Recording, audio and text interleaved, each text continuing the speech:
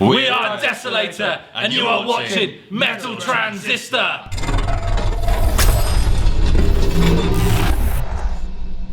What does metal mean to you? For me, it probably means, I don't know, like tapping into the madman inside you.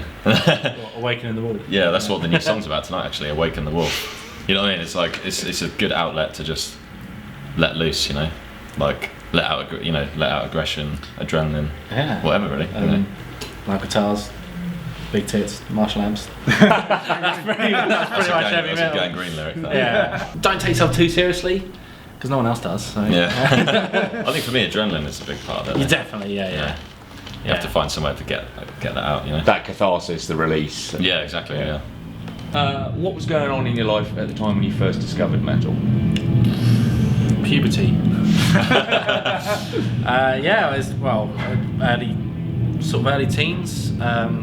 Like my brother was like, check out Megadeth, show me Megadeth, Metallica, and then I was like playing a lot of video games, like Japanese video games. There's a lot of like heavy metal in that kind of thing, like it was part of the soundtrack. So I was already kind of listening to it without being aware of it, and then listened to it's just all the gateway bands really, and when I was going through puberty really. So that's it. I think for me, because I was into skateboarding for ages. And that's what got me into punk.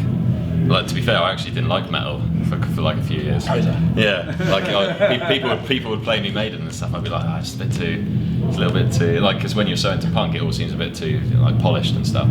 But I was thinking it was the Metal Hammer. What was it? The Metal Hammer 2008. The Thrash. The Thrash CD. Thrash. When that Thrash CD came out, that just and whatnot. all those thrash bands. That's what took me into metal. You know, and that was just before college. I think it coincided with me getting into beer, actually. I don't know, funny. I don't know if that's a coincidence.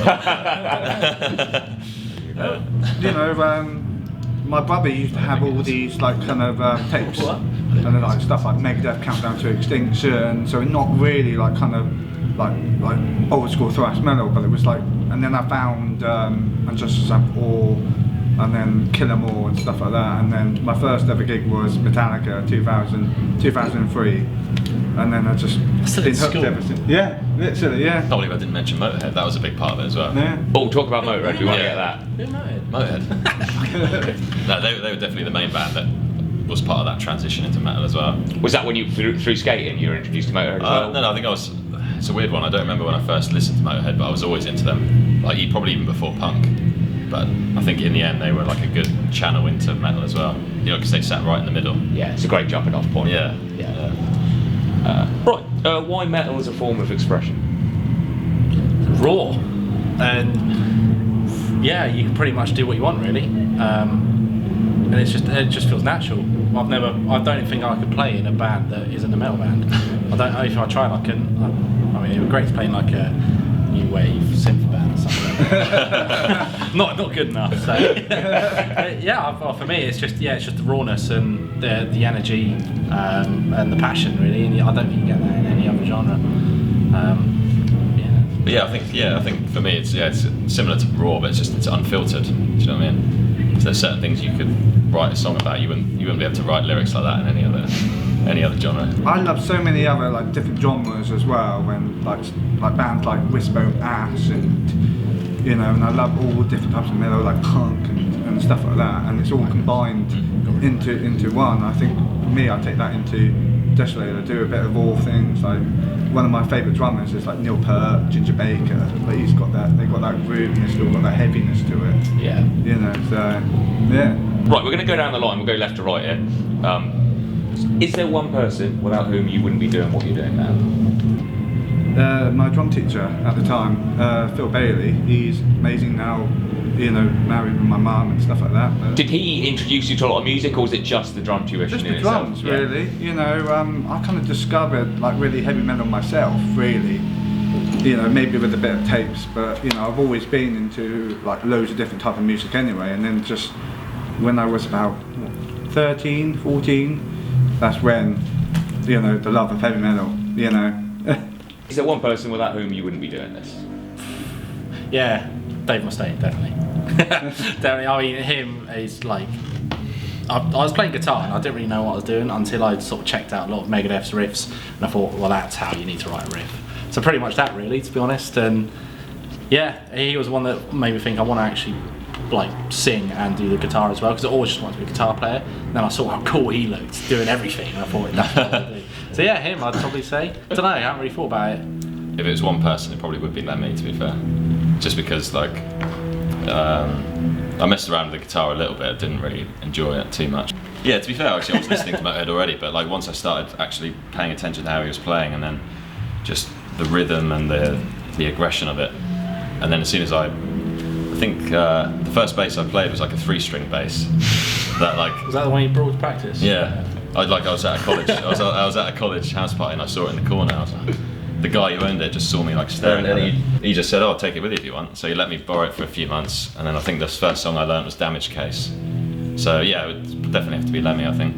We kind of touched on this earlier on. You guys said about a good time and having fun with it and that sort of thing. Particularly with regard to the live performance and sort of audience reception, is that what you aim for, a good time, or is there a more cathartic element? Crossed over a little bit with both of those. It's the whole thing, really. I mean, when we do a gig, it's not just the time we're on stage; it's time before, it's on stage, and it's after.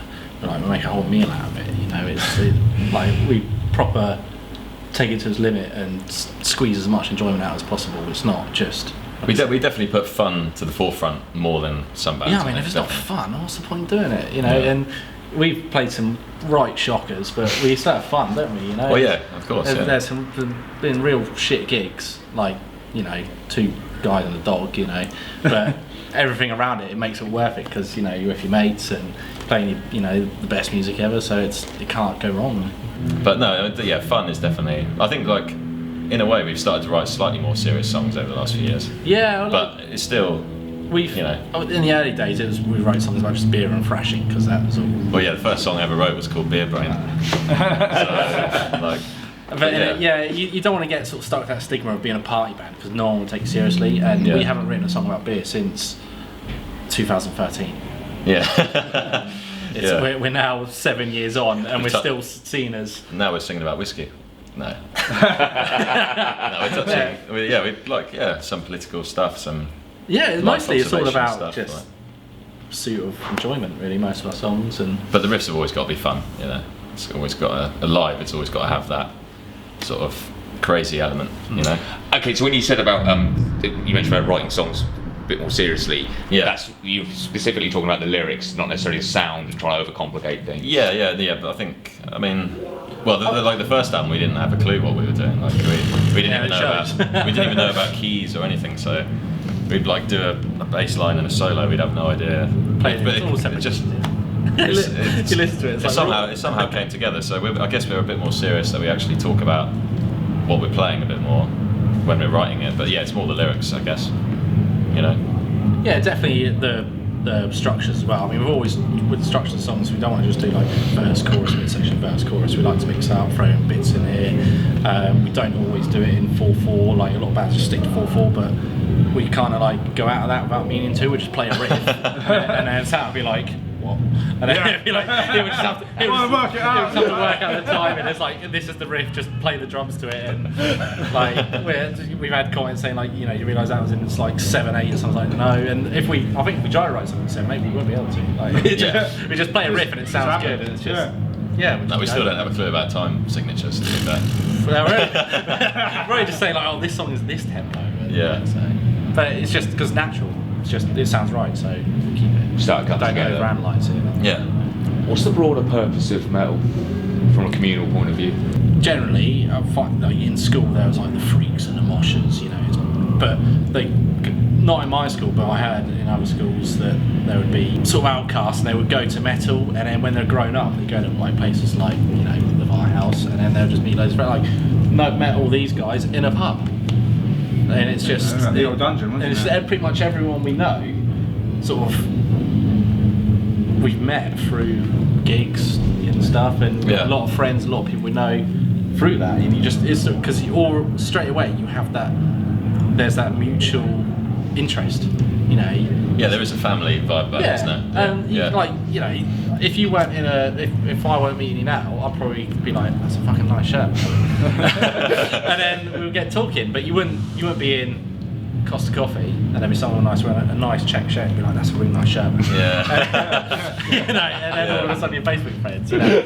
So for me, I think that's what it is. It's just that immediate common interest, and you kind of know that you see someone who's clearly into metal, that you're going to get on them because you know they're not going to take themselves too seriously. They have a pretty good sense of humour.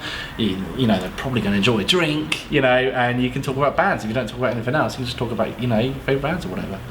That's what I think. That's what it is for me. Yeah, I think for me it's like, definitely that as well, but also kind of what I was saying earlier, it's just like for the people coming to the gigs, it's like letting loose as well and getting a weight off your shoulders, you know what I mean, rather than doing something stupid, go mad to a gig, and that you'll feel lighter afterwards, you know what I mean, rather than having this like pent up, and you go out and then you just have a fight with someone. Yeah, exactly. You go and have a fight with someone to music, and it's alright. Go in the mosh pit, ground surf, whatnot. You know, just have fun, just do it. You know. You'll get that moment when you're at a gig and you think, "This is the happiest I've ever felt." You know, and it's just you kind of forget everything. You're just in your bubble, and it's just wow. You know, whether you're watching or playing, it's just music right there in the moment. Yeah, it pulls you into the moment. And I think that's everyone's common thing. Everyone has that, regardless of what band they're into, how long they've been into it, how old they are, you know, where they're from, or anything. Everyone has that same thing.